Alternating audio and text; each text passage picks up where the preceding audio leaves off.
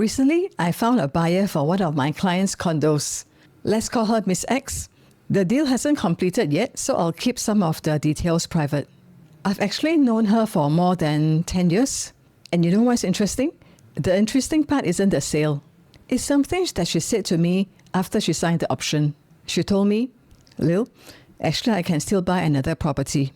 I just don't want to anymore. And that's something you don't hear very often in Singapore. Most people are thinking about the next upgrade, the next investment property, the next move. So when she said that, I was quite surprised. Because this wasn't somebody who couldn't afford to buy, definitely not someone who was forced to sell, and not someone who had given up. In fact, she told me very clearly, I can still continue to buy if I want to. So why doesn't she want to continue buying properties? Especially after she has accumulated 7 figures in the course of her property journey. To understand that, I think we need to go back to the beginning. Because if you look at her today, you might think that she had some grand property strategy all figured out. But actually she didn't. Not even close. Like many Singaporeans, she started with an HDB. And after some years, she started thinking about upgrading. Originally, she was just looking for a jumbo flat. But then her helper left, and suddenly a bigger place didn't seem so practical anymore. And around the same time, she realized something else. The price of the jumbo flat she was considering wasn't that far away from the 3-bedroom condo. So she thought, okay, if the prices are similar, maybe a condo makes more sense. One of the reasons she liked the unit was because the unit number matched her husband's birthday. And the seller was moving to Australia. And she had just moved back from Australia a few years earlier. So there were all these funny little coincidences, and she took them to be a sign from the divine above. And somehow it just felt right. Now, if you're watching this, you're probably thinking, hello, this is not exactly a property strategy. And you're right. But that's exactly why I find her story interesting. Because when we look at successful property journeys, we always assume that people have some grand master plan. But most of the time, they don't. Most people simply make the best decision they can based on where they are in life at that point in time. Like their family situation, their finances, their priorities. And that's exactly what she did. She kept her HDB and rented it out. And she used the money, the monthly rental income to support the condo. Nothing fancy, no complicated strategy here. In fact, I've done something similar myself before, using the rental income from one property to help support the installments of the home I was living in. So, to me, what she did wasn't extraordinary. It was just practical. And that practical decision turned out to be one of the best decisions she's ever made. And actually, this was how I got to know her. She was already staying in the 3-bedroom condo in the north. At that time, I was marketing one of the penthouses in the same condo development that this Miss X was living in. And one day, her friend came to view, and Miss X tagged along. So her friend made a lower offer than the asking price, so the seller didn't take the offer, so the deal didn't happen. And after that, she apparently told herself, wow, this agent sell house, the price cannot negotiate one. Very good. Next time, when I want to sell my house, I will look for her. So a few years later, she actually did contact me. The condo had appreciated quite a bit. I marketed it for her and managed to find a good buyer who paid a good price. I think she made roughly 400,000 within a few years. And naturally, she upgraded again. Now this time to a freehold condo. Now if I ask most people which property should perform better, I think many people will immediately say, of course the freehold. And honestly, that sounds logical, right? One property lasts forever, the other lasts 99 years. So of course the freehold should be more valuable. At least that's what most people think. But life doesn't always work out that way. The funny thing is that the first condo performed much better than the freehold condo. The freehold condo price moved, but quite slowly. And I think this is another misconception that people have. People think property prices move in one straight line. 3% this year, 4% next year, and 5% the following year. But in reality, that's not how property behaves. Sometimes nothing happens for years. Then suddenly, prices move. Then nothing happens again. Then another jump. And that's exactly what happened here. And honestly, I think many property owners can also relate to this. So when your property doesn't move for a few years, you start wondering, did I buy the wrong thing? Should I have bought something else? Would another project have done better? Well, she had all these thoughts too, especially because there was a landed property she almost bought. She really considered it, but in the end, she didn't proceed. And looking back today, that landed property would probably be worth much more.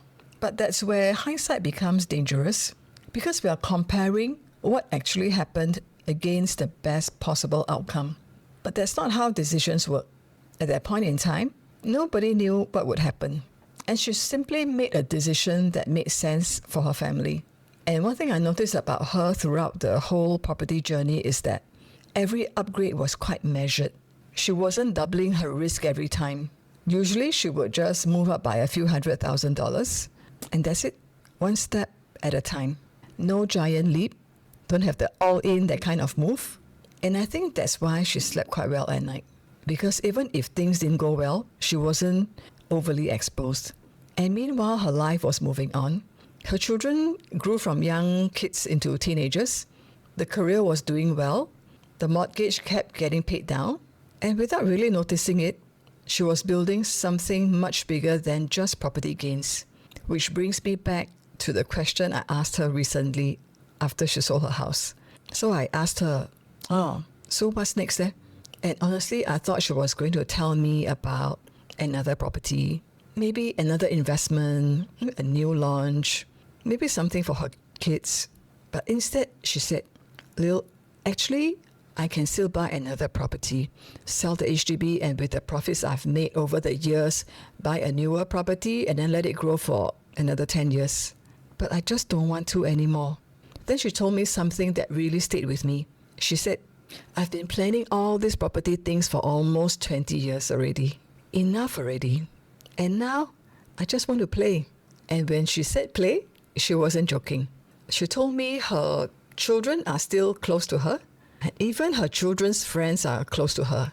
She will take them on holidays with her too. She wants to be remembered as, that auntie who brought them to places and who made their younger years fun and memorable. Also, her parents are still mobile, and she feels that the next 10 years are the most precious. She wants to travel. She wants to spend time with people she cares about. And she wants to enjoy what she spent 20 years building. Then she shared something else. She said she wants to give each of her children some money. Not a huge amount, just enough to let them try their hand at investing. Maybe they can buy bonds, index fund, or maybe something else they really believe in, like, let me say, SpaceX or AI stocks. And then she laughed and said, if they lose, then they lose all, it's okay. But if they do well, then I'll give them some more money to invest. And at first, I thought she was just talking about investing. But actually, I don't think she was talking only about investing. I think she was talking about courage.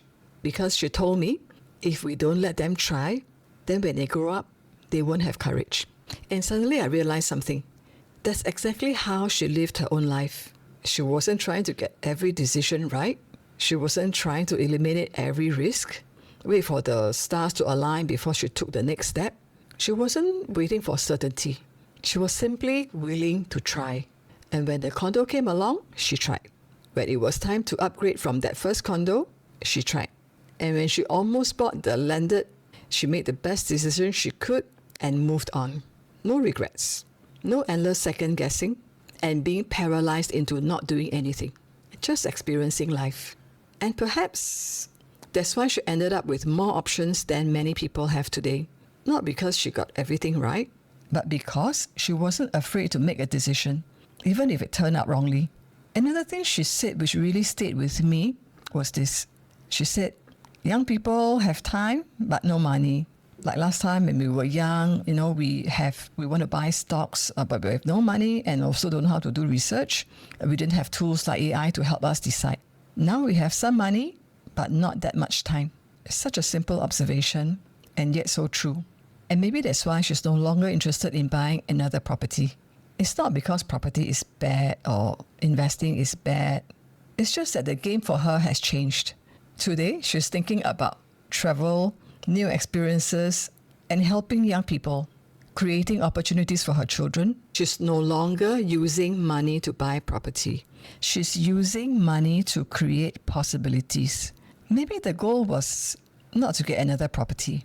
Maybe the goal was having enough options so that one day you don't need to think about property anymore. Because after listening to Miss X, that's what stayed with me. Not the condo, not the freehold, not the landed property she almost bought, not even the profit that she has made in her entire journey, but the fact that she could still continue, but simply chose not to. And perhaps that's a question worth asking ourselves. If you are currently deciding whether to upgrade, hold, or sell, don't just ask, how much can I make? Maybe you can ask, what am I trying to achieve? Because sometimes the most important property decision isn't about property. It's about the life you are trying to build.